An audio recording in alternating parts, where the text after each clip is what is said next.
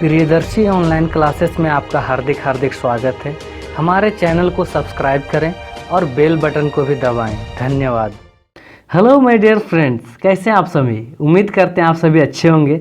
Guys, अभी हमारा जो है क्वेश्चन सेट का सीरीज चल रहा है और इससे पहले मैं क्वेश्चन सेट नंबर 1 और क्वेश्चन सेट नंबर 2 ये अपलोड कर चुके थे। आज हम लोग चर्चा करने वाले क्वेश्चन सेट नंबर 3। तो गाइज, इससे पहले हमने बहुत सारे क्वेश्चंस को देखे थे और आज भी हम लोग चर्चा करने जा रहे हैं। तो इसमें से कुछ क्वेश्चंस हैं, अभी लगातार ये आपको टेस्ट सीरीज अटेंड करने चाहिए। अगर आप ये अटेंड कर लेते हो तो मुझे भरोसा है कि आप कॉम्पिटिशन्स को आराम से निकाल सकते हो। आपका क्वेश्चन जो है वो ज़्यादा इधर उधर नहीं जाएगा। तो चलिए गाइज, हम लोग चर्चा करते हैं। और एक बात और मैं आपको नोटिस कर दूं कि मैं यहाँ पर एक्सप्लेन नहीं करता हूँ। जब क्वेश्चन में चर्चा करता हूँ तो मैं ज़्यादा इसमें एक्सप्लेन नहीं करता हूँ। इसका जो एक्सप्लेन वाले जो वीडियो यानी कि लेक्चर वाले जो वीडियो आपको आराम से प्ले लिस्ट में मिल जाएगी, एंशिएंट हिस्ट्री की प्ले लिस्ट में मिल जाएगी। आप उसमें जाना और एक एक करके आप आराम से सभी वीडियोज़ को देखते जाना रेगुलर। आपको वो सभी लेक्चर सुनने के बाद ये क्वेश्चंस बनाना बहुत ही आसान हो जाएगा और जो भी क्वेश्चन छूटेंगे हम लोग उसको कंटिन्यूअस देखते रहेंगे। तो शुरू करते हैं हम लोग आज की क्लास। तो क्वेश्चन नंबर 1 है आपके स्क्रीन में, 62 प्रमुख देशी संप्रदायों का उदय कब हुआ था? ऑप्शन ए है 3री सदी ईसा पूर्व, ऑप्शन बी है 6ठी सदी ईसा पूर्व, ऑप्शन सी है 9वीं सदी ईसा पूर्व और ऑप्शन डी है 5वीं सदी ईसा पूर्व। जैसा कि मैंने आप लोगों को लेक्चर में बताया था कि 6ठी सदी ईसा पूर्व में जैन धर्म और बौद्ध धर्म की उत्पत्ति हुई और उसी समय बहुत ज़्यादा सामाजिक परिवर्तन भी हुए। तो इसका जो हमारा आंसर होगा ना, वो हमारा हो जाएगा ऑप्शन नंबर बी। ठीक है, option number B is the right answer. Next question की ओर हम लोग बढ़ते हैं। क्वेश्चन नंबर 2 है, जैन धर्म का वास्तविक संस्थापक किस तीर्थंकर को माना जाता है? गाइस, इस क्वेश्चन में ध्यान देना, वास्तविक संस्थापक पूछ रहा है, इसलिए हम लोग ऑप्शन को पहले चर्चा करते हैं। ऑप्शन ए है मलिनाथ, ऑप्शन बी है ऋषभदेव, ऑप्शन सी है महावीर स्वामी और ऑप्शन डी है बिमलनाथ। तो गाइस, इसका जो हमारा आंसर होगा ना, वो हो जाएगा महावीर स्वामी, यानी कि ऑप्शन नंबर सी। अब सी क्यों होगा भाई? तो यहाँ पर देखो, मैंने क्या बताया, वास्तविक संस्थापक बोल रहा है यहाँ पर। ठीक है, क्या बोल रहा है? वास्तविक संस्थापक। और वहीं अगर सिर्फ संस्थापक रहता कि जैन धर्म के संस्थापक कौन थे, तो आप एकदम आराम से ऋषभदेव को टिक मार सकते थे। परंतु यहाँ पर पूछा क्या, वास्तविक संस्थापक। तो वास्तविक संस्थापक तो भाई हमारे महावीर स्वामी जी थे और यही 24वें तीर्थंकर भी हुए और अंतिम तीर्थंकर भी हुए। चलिए हम लोग नेक्स्ट क्वेश्चन की ओर बढ़ते हैं। क्वेश्चन नंबर 3, 23वें तीर्थंकर पार्श्वनाथ के पिता कहाँ के शासक थे? मुझे याद है ये क्वेश्चन मैं पिछले सेट में भी चर्चा किया था। खैर मैं देख लेता हूँ यहाँ पर। ऑप्शन नंबर ए है मगध, ऑप्शन बी है कौशल, ऑप्शन सी है अंग, ऑप्शन डी है काशी। तो इसका सिंपल सा आंसर हो जाएगा आपका काशी से वो बिलोंग करते थे, पार्श्वनाथ के पिताजी। क्वेश्चन नंबर 4 है, किन 2 तीर्थंकरों की चर्चा ऋग्वेद के केशी सूक्त में मिलती है? ऑप्शन ए है ऋषभदेव एवं संभवनाथ, ऑप्शन बी है ऋषभदेव एवं अरिष्टनेमि, ऑप्शन सी है मलिनाथ एवं नेमिनाथ, ऑप्शन डी है शीतलनाथ एवं अरिष्टनेमि। तो गाइज, इसका भी आंसर हमारा हो जाएगा ऑप्शन नंबर बी, ऋषभदेव एवं अरिष्टनेमि। ठीक है, option number B. Next question की ओर हम लोग बढ़ते हैं। क्वेश्चन नंबर 5 है आपके बीच में, किस वेद में जैन तीर्थंकर ऋषभदेव एवं अजितनाथ का उल्लेख है? ऑप्शन ए है ऋग्वेद, ऑप्शन बी है सामवेद, ऑप्शन सी है अजुर्वेद और ऑप्शन डी है अथर्ववेद। तो गाइज, इसका जो हमारा आंसर हो जाएगा वो होगा ऑप्शन नंबर सी, यानी कि अजुर्वेद हमारा सही है। नेक्स्ट क्वेश्चन की ओर हम लोग बढ़ते हैं। क्वेश्चन नंबर 6, किस तीर्थंकर को वासुदेव कृष्ण का भाई बताया गया है? ऑप्शन ए है वसुपूज्य, ऑप्शन बी है अरिष्टनेमि, ऑप्शन सी है श्रेयांश, ऑप्शन डी है अनंतनाथ। जो क्वेश्चन नंबर 6 का जो हमारा आंसर होगा वो होगा अरिष्टनेमि। ठीक है, ये आप लोग ध्यान में रखना, ये वासुदेव कृष्ण के भाई बताए जाते हैं। महावीर का जन्म वैशाली के कुंड ग्राम में कब हुआ था? ऑप्शन ए है 540 ईसा पूर्व, ऑप्शन बी है 670 ईसा पूर्व, ऑप्शन सी है 380 ईसा पूर्व और ऑप्शन डी है 450 ईसा पूर्व। तो गाइज, इसका जो हमारा आंसर होगा सिंपल सा है, ऑप्शन नंबर ए। अब ए भला क्यों होगा? तो इसके बारे में भी मैंने ट्रिक बताया था कि जैन धर्म और बौद्ध धर्म एक समकालीन थे, जो 6ठी सदी ईसा पूर्व की ये सब घटनाएं घटी थी। जो वैशाली के कुंडग्राम में हुआ था 540 ईसा पूर्व में। नेक्स्ट क्वेश्चन की ओर हम लोग बढ़ते हैं। क्वेश्चन नंबर 8 है, महावीर की मातृशिला किस गणराज्य से संबंधित थी? ये बहुत इंपॉर्टेंट क्वेश्चन है और इसके बारे में पिछले बार भी चर्चा किया था। तो ऑप्शन ए है मल, ऑप्शन बी है शाक्य, ऑप्शन सी है मौर्य और ऑप्शन डी है लिच्छवी। तो इसका सिंपल सा आंसर होगा आपका option number D, Licchavi. Licchavi गणराज्य से त्रिशिला जो थी, जो महावीर स्वामी की जो माता जी थी, वो लिच्छवी गणराज्य से बिलोंग करती थी। क्वेश्चन नंबर 9 है, जैन ग्रंथ आचार्य सूत्र और कल्प सूत्र में किस तीर्थंकर का विस्तृत एवं रोचक विवरण दिया गया है? ऑप्शन ए है महावीर स्वामी, ऑप्शन बी है अजीतनाथ, ऑप्शन सी है पार्श्वनाथ और ऑप्शन डी है पद्म प्रभु। तो गाइज 9 नंबर का जो आंसर होगा वो होगा हमारा महावीर स्वामी, यानी कि ऑप्शन नंबर ए। इनके बारे में ही चर्चा मिलता है कल्पसूत्र और आचार्य सूत्र में। नेक्स्ट क्वेश्चन की ओर हम लोग बढ़ते हैं। दूसरे तीर्थंकर अजीतनाथ का प्रतीक चिन्ह क्या था? ऑप्शन ए है कलश, ऑप्शन बी है हाथी, ऑप्शन सी है सिंह और ऑप्शन डी है शंख। गाइज ये इंपॉर्टेंट क्वेश्चन है, इसलिए आप लोग इसको ध्यान में रखना, क्योंकि इससे जो पहचान, जो प्रतीक चिन्ह है, उससे बार बार क्वेश्चन पूछे जाते हैं। तो इसका जो है हमारा आंसर होगा, ये भी होगा हमारा ऑप्शन नंबर बी, यानी कि हाथी इनका प्रतीक चिन्ह था। क्वेश्चन नंबर 11 है, जैन धर्म में 24 तीर्थंकरों में से 10वें तीर्थंकर का क्या नाम था? ऑप्शन नंबर ए है सुविधिनाथ, ऑप्शन बी है शीतलनाथ, ऑप्शन सी है अनंतनाथ और ऑप्शन डी है धर्मनाथ। तो गाइज इसका जो हमारा आंसर होगा 11 नंबर का, ये भी होगा हमारा बी। क्या होगा? शीतलनाथ इसका राइट आंसर है।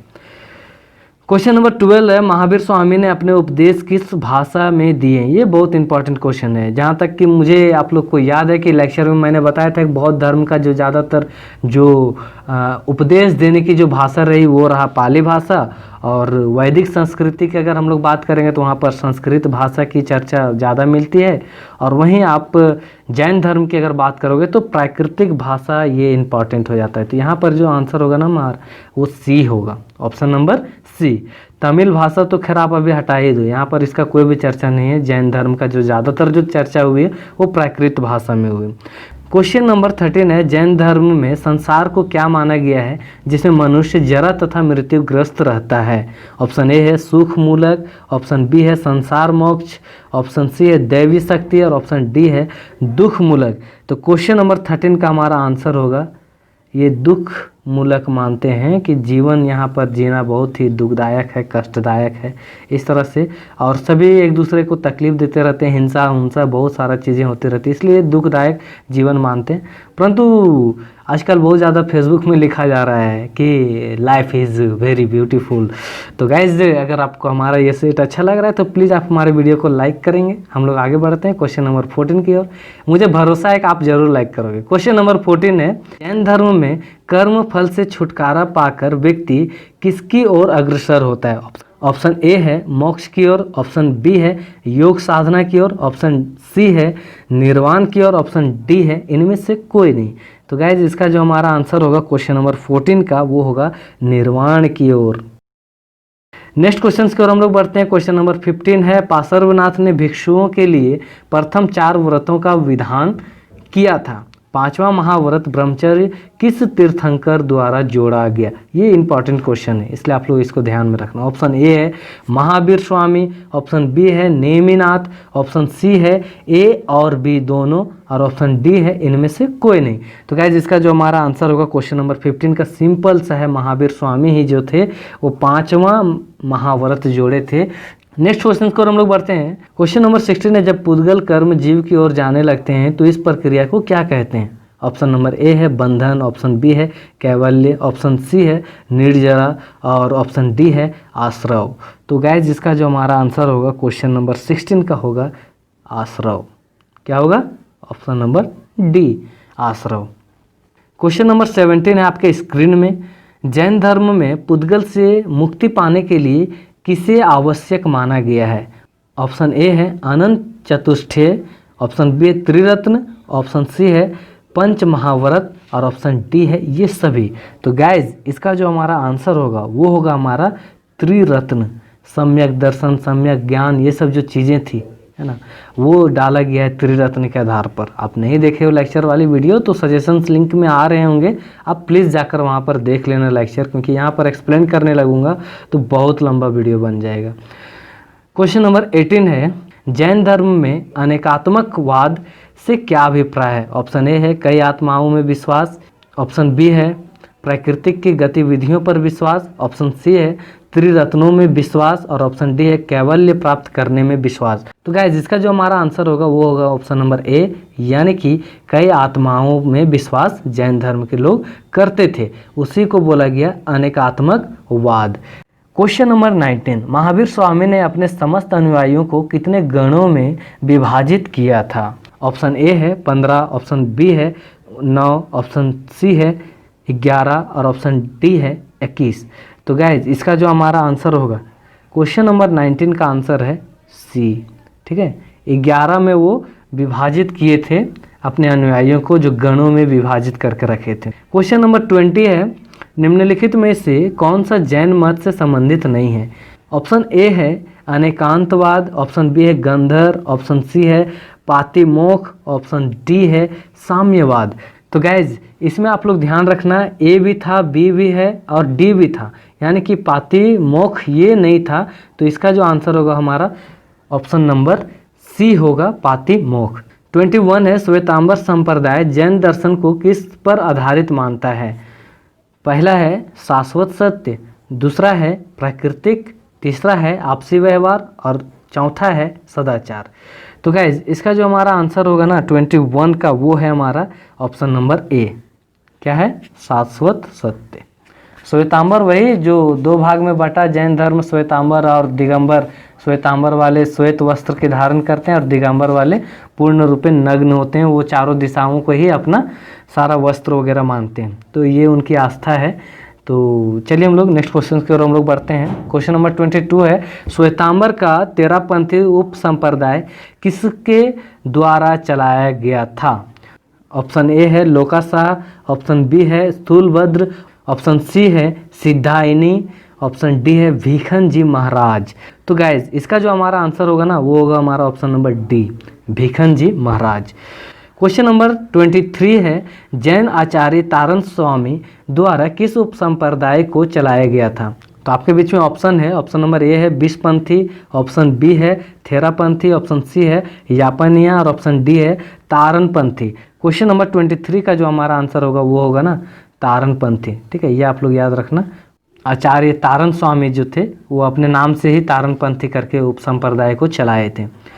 गाइज अगर अभी तक आपने हमारे वीडियो को लाइक नहीं किया और यहाँ तक देखते आ रहे हैं तो प्लीज़ आप लाइक कर दें, क्योंकि वीडियो बनाने में बहुत मेहनत लगती है और आपके साथ में कंटिन्यूअस हूँ अभी, तो लाइक तो बनता है यार। तो वीडियोस को लाइक करो, मुझे भी पसंद आएगा कि चलिए इतना कोई तो क्वेश्चन वगैरह देख रहे हैं, यहाँ तक पहुँचे तो वो सब लाइक करते जा रहे हैं। क्वेश्चन नंबर 24 है, द्वितीय जैन संगीति सभाएं की अध्यक्षता किसने की थी? ऑप्शन ए है स्थूलभद्र, ऑप्शन बी है देवाद्री क्षमा शर्मन, ऑप्शन सी है ताराचंद और ऑप्शन डी है लोकाशाह। तो गाइज इसका जो हमारा आंसर होगा क्वेश्चन नंबर 24 का वो होगा ऑप्शन नंबर बी, देवाद्री क्षमा शर्मन, ऑप्शन नंबर बी। ठीक है, ये आप लोग ध्यान में रखना। क्वेश्चन नंबर 25 है, लगभग 288 ईसा पूर्व में स्थूलभद्र की अध्यक्षता में जैन संगीति का आयोजन कहाँ हुआ था? ऑप्शन ए है राजगिरी, ऑप्शन बी है नालंदा, ऑप्शन सी है वैशाली और ऑप्शन डी है पाटलिपुत्र। तो 25 का जो हमारा आंसर होगा वो होगा पाटलिपुत्र, यानी कि पाटलिपुत्र पटना में हुआ था, अभी इसी का नाम पटना कर दिया गया। ठीक है, पाटलिपुत्र का वर्तमान नाम पटना कर दिया गया। तो ये पूछ रहा है कितना, 288 ईसा पूर्व में स्थूलभद्र की अध्यक्षता में जैन संगीति का आयोजन कहाँ हुआ था? तो पाटलिपुत्र में हुआ था। ठीक है, ये स्थूलभद्र उसका अध्यक्षता किए थे, तो ये पाटलिपुत्र पटना में हुआ था। अब क्वेश्चन नंबर 26 है, जैन धर्म से संबंधित किसी साहित्य पर जो टीका लिखी जाती है उसे क्या कहा जाता है? ऑप्शन ए है अठुवणा, ऑप्शन बी है निरुक्ति या चूलिका, ऑप्शन सी है भाष्य और ऑप्शन डी है आगम। गाइज इसका जो हमारा आंसर होगा ना वो यही होगा ऑप्शन नंबर बी, निरुक्ति या चूलिका। तो इसको आप लोग ध्यान में रखना, जैन धर्म से संबंधित किसी साहित्य पर जो टीका लिखी जाती है वो यही है चूलिका। क्वेश्चन नंबर 27 है, जैन आगमों में उपांग की संख्या कितनी थी? ऑप्शन ए है 10 उपांग, ऑप्शन बी है 4 उपांग, ऑप्शन सी है 9 उपांग और ऑप्शन डी है 12 उपांग। तो गैस इसका जो हमारा आंसर होगा वो होगा ऑप्शन नंबर डी, यानी कि 12 उपांग थे। ठीक है, कितना उपांग? 12 उपांग थे। नेक्स्ट क्वेश्चन की ओर बढ़ते हैं। 28 है, किस जैन आगम की महत्ता ब्राह्मण धर्म के वेदांगों के समान है? ऑप्शन ए है अनुयोग सूत्र, ऑप्शन बी है छेद सूत्र, ऑप्शन सी है मूल सूत्र और ऑप्शन डी है नंदी सूत्र। तो क्वेश्चन नंबर 28 का जो हमारा आंसर है वो है छेदी सूत्र, यानी कि ऑप्शन नंबर बी। तो डियर फ्रेंड्स, अब हम लोग क्वेश्चन नंबर 29 की ओर बढ़ रहे हैं और यहाँ पर हम लोग को ध्यान रखना चाहिए कि अब हमारे पास ज़्यादा क्वेश्चंस नहीं है, इसलिए आप लास्ट तक जरूर देख लेना। क्वेश्चन नंबर 29 है, जैन धर्म के महत्वपूर्ण ग्रंथ प्रबंध कोश के रचनाकार कौन हैं? ऑप्शन ए है उपस्वामी, ऑप्शन बी है नेमिचंद्र, ऑप्शन सी है हरिभद्र सूरी, ऑप्शन डी है राजशेखर। तो गाइज इसका जो हमारा आंसर है ऑप्शन नंबर डी है, इसलिए आप लोग डी को टिक करना, राजशेखर इसका सही आंसर है। क्वेश्चन नंबर 30 है, महावीर स्वामी का प्रथम शिष्य कौन था? ऑप्शन ए है खारवेल, ऑप्शन बी है जमाली, ऑप्शन सी है चेटक और ऑप्शन डी है मेघ कुमार। तो गाइज जिसका जो आंसर है वो होगा जमाली, जो इनके दामाद ही थे। ठीक है, इनके दामाद थे और यही फिर बाद में जैन धर्म को सबसे पहले स्वीकार करते हैं। तो ये आप लोग ध्यान में रखना, जमाली नोट मवाली। ठीक है, आप लोग ये ध्यान रखना, जमाली जमाली जमाली प्रथम शिष्य थे। क्वेश्चन नंबर 31 है, चंद्रगुप्त मौर्य जैन धर्म के प्रति समर्पित था, वह किस जैन धर्म गुरु का शिष्य था? Option A Sthulabhadra, option B है तिष्ठगुप्त, ऑप्शन सी है नागार्जुन और ऑप्शन डी है भद्रबाहु। तो गैस इसका जो हमारा आंसर होगा 31 का वो है ऑप्शन नंबर डी, यानी कि भद्रबाहु इनके गुरु थे। क्वेश्चन नंबर 32 है, अशोक के पौत्र संप्रति ने जैन साधुओं के लिए गुफाओं का निर्माण कहाँ करवाया? ऑप्शन ए है कुमारी पर्वत, ऑप्शन बी है उदयगिरी पर्वत, ऑप्शन सी है राजगिरी पर्वत और ऑप्शन डी है विंध्य पर्वत। तो गाइस इसका जो आंसर होगा 32 का वो है हमारा ये कुमारी पर्वत। ठीक है, ऑप्शन नंबर ए कुमारी पर्वत। क्वेश्चन नंबर 33, राष्ट्रकूट शासक अमोघ वर्ष जैन मतावलंबी था, इसने किस पुस्तक की रचना की? ये साहित्य से है गाइस, ये बहुत इंपॉर्टेंट क्वेश्चन है, ये नेट में भी पूछता है इस तरह का क्वेश्चन, इसलिए आप लोग इसको ध्यान रखो। और ऑप्शन नंबर ए है कुमार मंगलम, ऑप्शन बी है विनय पीठक, ऑप्शन सी है कविराज मार्ग और ऑप्शन डी है सूत्र संहिता। तो गाइज इसका जो हमारा आंसर होगा वो होगा 33 का ऑप्शन नंबर 3 कविराज मार्ग। ठीक है, ऑप्शन नंबर सी। अब ज़्यादा क्वेश्चन हमारे बीच में नहीं बचे हुए हैं, सेकेंड लास्ट क्वेश्चन है। क्वेश्चन नंबर 34 है, लोहानीपुर पटना से पत्थर की मूर्तियां किस जैन उपसंप्रदाय से संबंधित है? ऑप्शन ए है श्वेतांबर, ऑप्शन बी है दिगंबर, ऑप्शन सी है वज्रयान और ऑप्शन डी है ये सभी। तो गाइज 34 का आंसर है हमारा दिगंबर। ठीक है, ऑप्शन नंबर बी, यानी कि दिगंबर उपसंप्रदाय से ताल्लुकात रखता है ये। नेक्स्ट क्वेश्चन को हम लोग बढ़ते हैं, लास्ट क्वेश्चन है ये हमारा। क्वेश्चन नंबर 35 है, अपभ्रंश भाषा को व्याकरणबद्ध किस जैन विद्वान ने किया था? ये भी इंपॉर्टेंट क्वेश्चन है, ये भी आपका साहित्य से है। ऑप्शन नंबर ए है स्थूलभद्र, ऑप्शन बी है हेमचंद्र और ऑप्शन सी है विमल और ऑप्शन डी है इनमें से कोई नहीं। तो गाइज इसका जो हमारा आंसर होगा क्वेश्चन नंबर 35 का वो है हेमचंद्र। ठीक है, option number B Hemchandra is the right answer. तो गाइज इस तरह से हमारा सेट ये कंप्लीट होता है। यदि आप अभी तक हमारे वीडियो को लाइक नहीं किए हो तो प्लीज़ लाइक कर दो, ताकि मुझे भी हौसला मिले कि चलिए हमारे साथ इतने सारे स्टूडेंट हैं जो बहुत इंटरेस्ट के साथ में पढ़ते हैं। और अगर किसी तरह का कुछ कमेंट करना, कुछ सजेस्ट करना हो, कुछ आइडियाज़ देनी हो, किस पर भी चर्चा किए जाए, तो आप बेशक आप कमेंट बॉक्स में कमेंट कर सकते हैं, मैं सभी का रिप्लाई देने का प्रयास करूँगा। आपने हमारे इस वीडियो को इतना देर तक देखा, आपके मैं बेहतर भविष्य की कामना करता हूँ। साथ में आज की वीडियो देखने के लिए आप सभी को बहुत बहुत धन्यवाद देता हूँ। हम लोग फिर से मिलेंगे, तब तक के लिए bye bye, take care, love you to all, thank you guys.